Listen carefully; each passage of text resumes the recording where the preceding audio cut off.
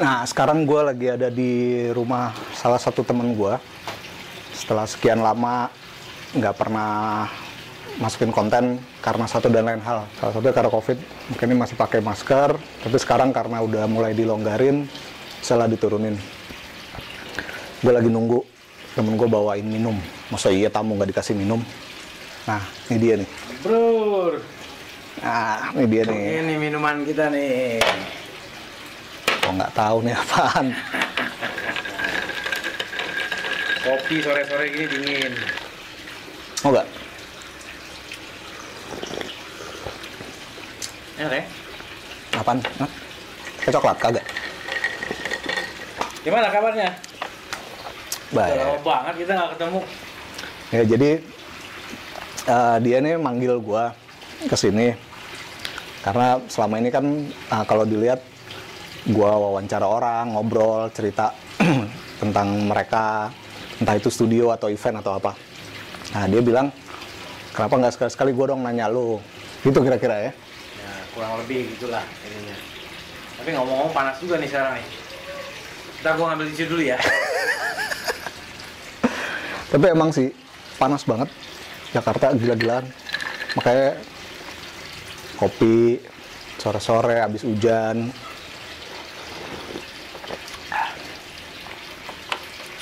By the way, gimana selama COVID-19? Semoga teman-teman sehat, nggak ada yang sakit. Terus memang sih di beberapa sektor memang ancur-ancuran. Teman-teman di dunia tato juga kan ada yang studionya harus mungkin dikurangin atau gimana, terus ada protokol. Gue sih berharap keadaan cepat baik. Terus selama ini juga, bro,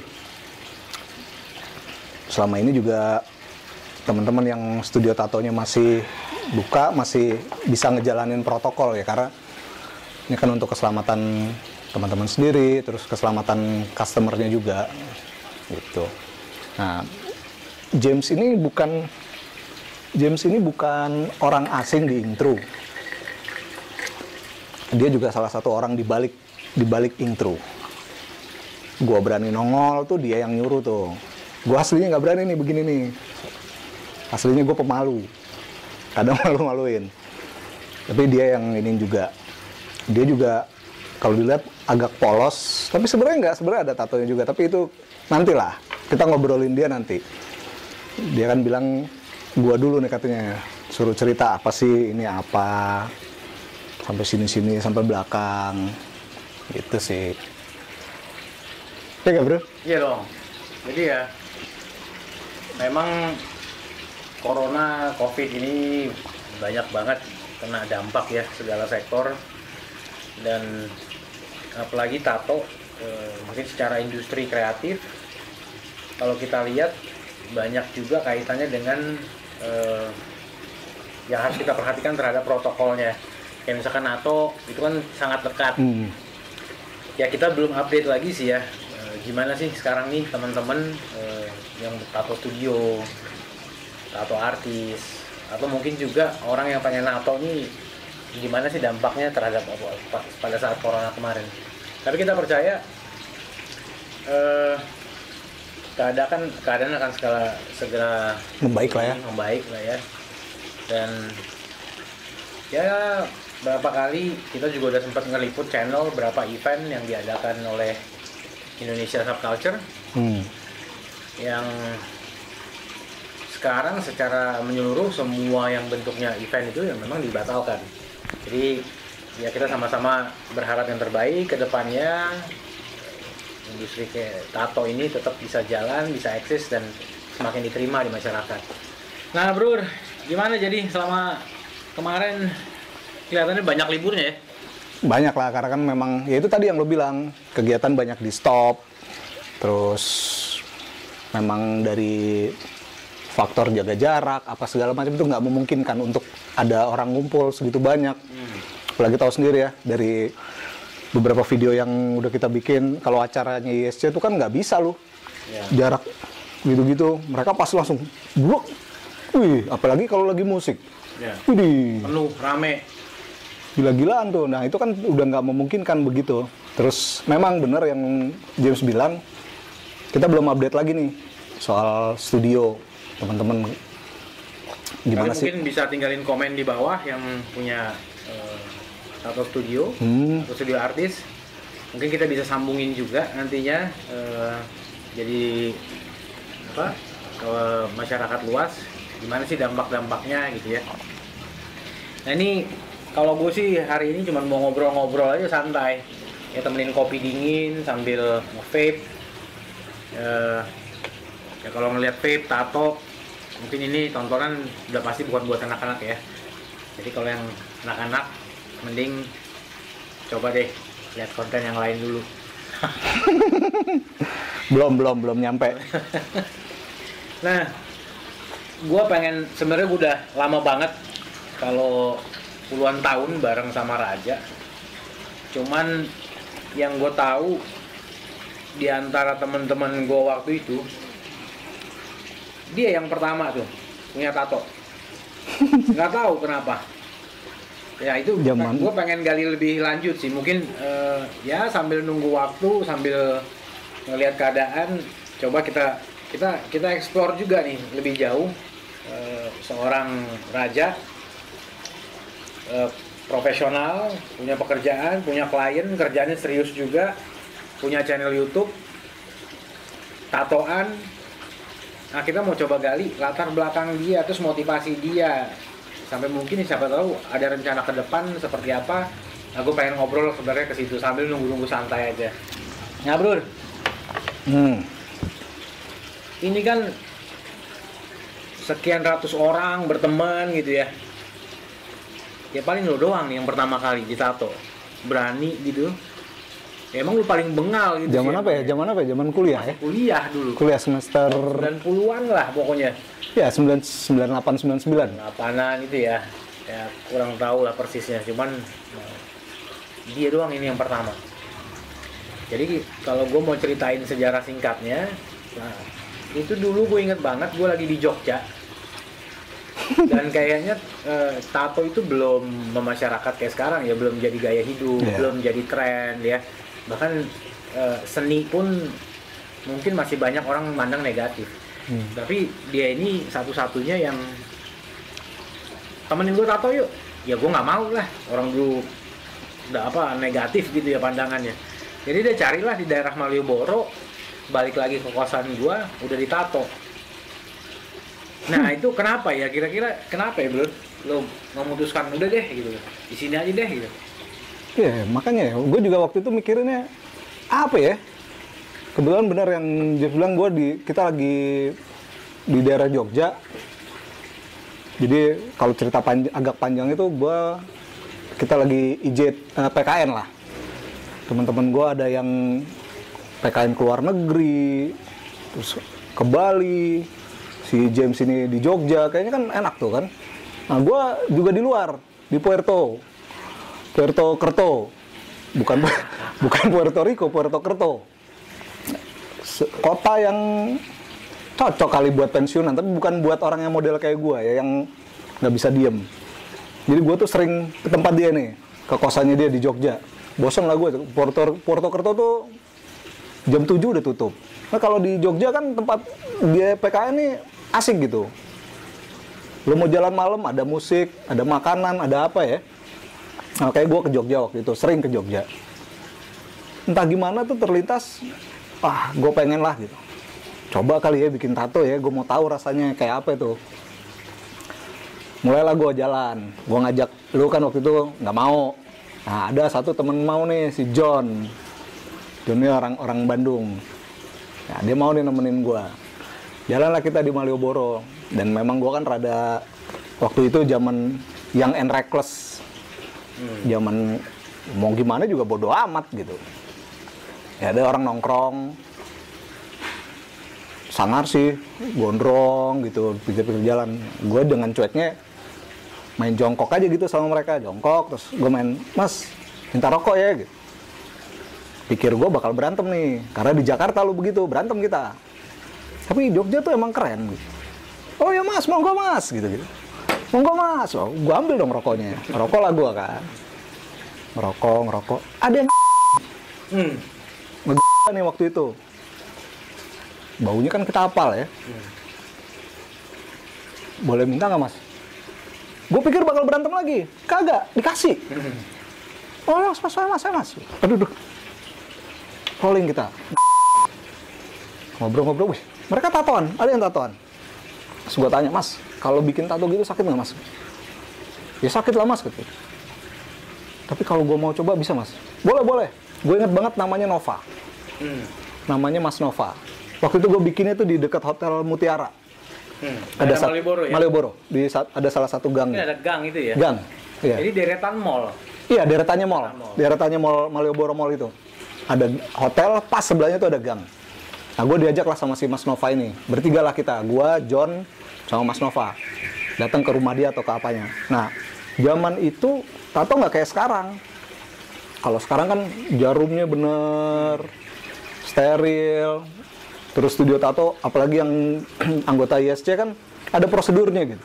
Bahwa lo harus mastiin bahwa tempat lo steril, jarum lo steril, lo pakai sarung tangan.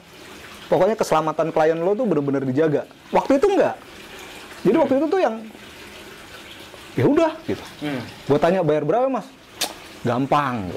Nah, itu yang gue suka dari Jogja, gampang. Soal duit tuh nggak pernah jadi masalah. Ya udah, karena dia gampang. Ini bukan untuk ini ya, tapi kejadian waktu itu memang begitu. Jadi akhirnya gue patungan aja beli gue patungan beli kita sambil tuh tato. Dan tato itu dia sempat bentar ya mas gitu. Dia turun lagi keluar terus bawa jarum jahit. Jarum jahit, benang jahit. Gue pikir nih mau ngapain orang gue mau tato dia pengen ngejahit. Ternyata sama dia tuh dulu jarum jahit tuh disatu-satuin. Berapa jarum gitu disatuin, dilem pakai Alteco, pakai lem keras tuh, dilem, terus dililit benang di ujungnya.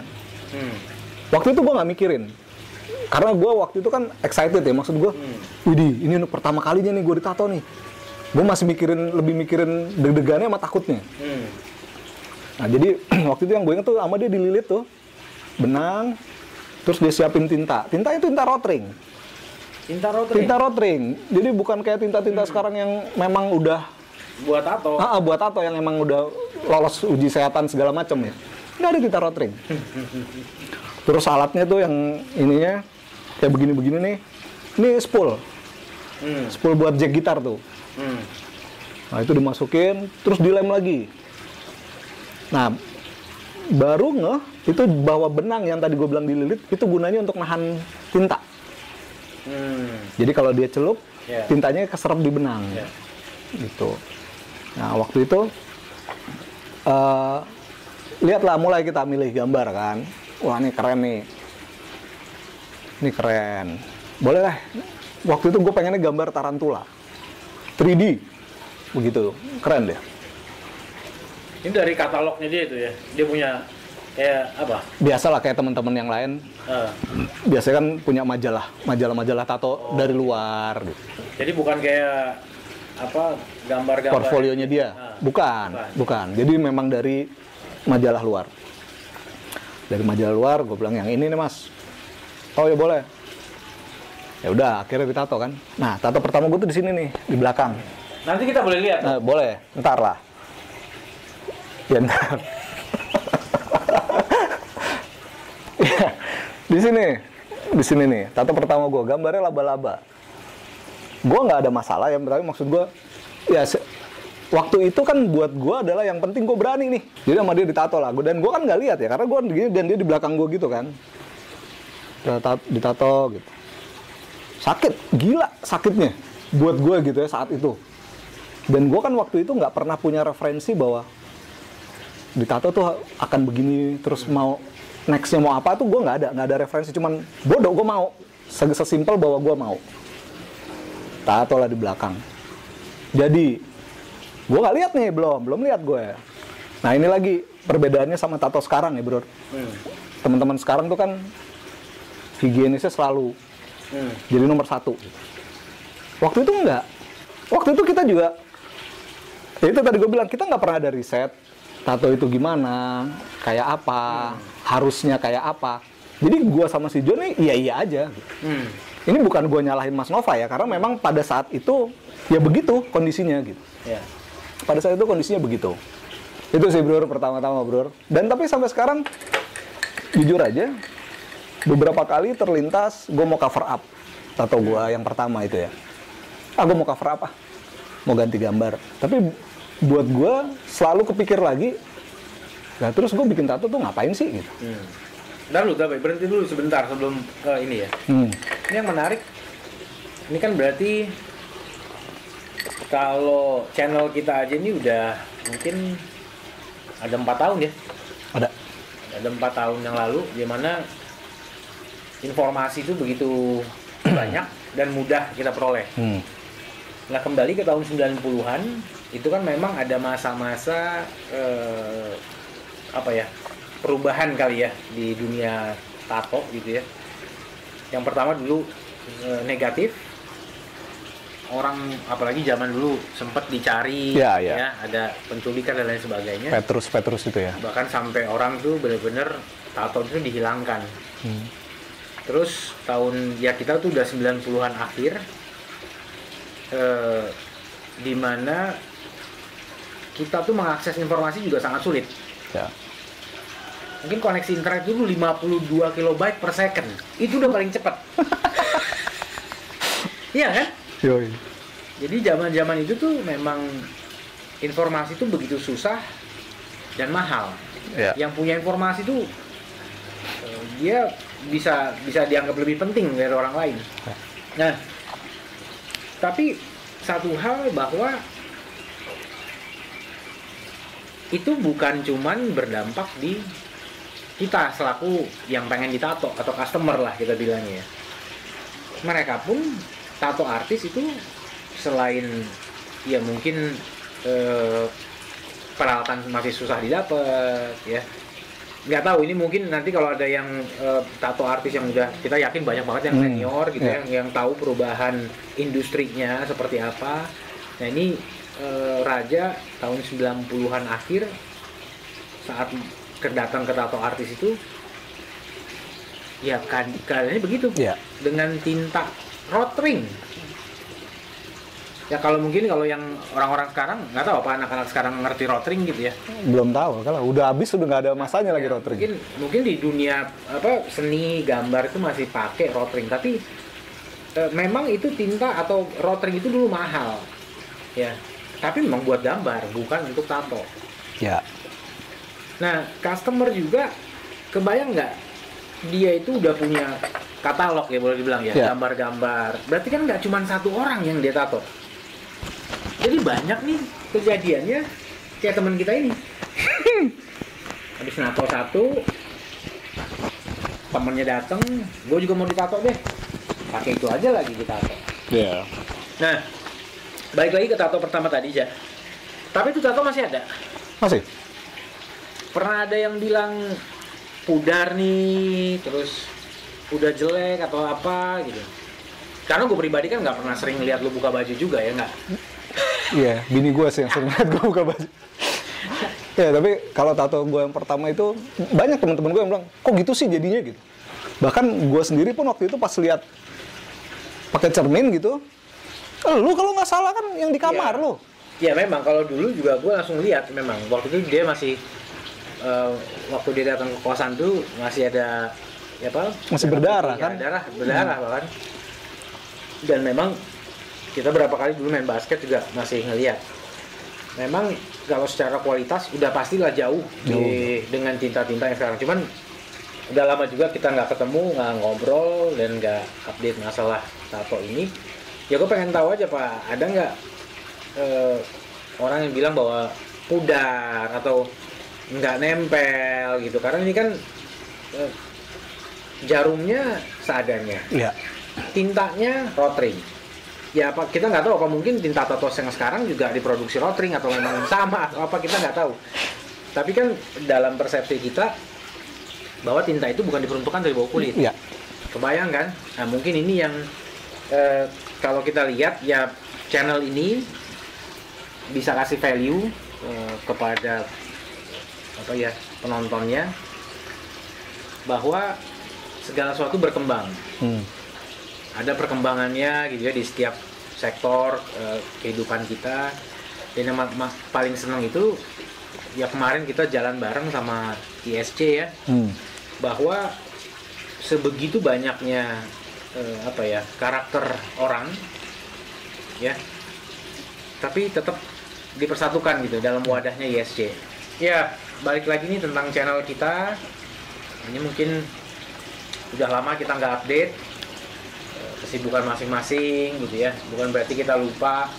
Ya kemarin banyak banget waktu kita sebenarnya harus di rumah, work from home, terus betul-betul pembatasan sosial berskala besar. Pembatasan sosial berskala besar, PSBB. Jadi waktu kita punya banyak waktu luang, tapi justru kita nggak bisa. Ya. Nah sekarang kalau kita lihat pemerintah udah mulai ngebuka, PSBB dilonggarkan, ada mulai new normal lah istilahnya dan segala macam. Sekali lagi mudah-mudahan ke depan kita punya lebih banyak waktu untuk terus ngembangin, memberitakan informasi tentang tato di Nusantara. Ya, gitu sekian itu dulu ya. Keren ya, hostnya. Gua aja kagak bisa tuh ngomong begitu. Oke ya, sampai nanti. Thank you ya, sampai nanti. Ya bro.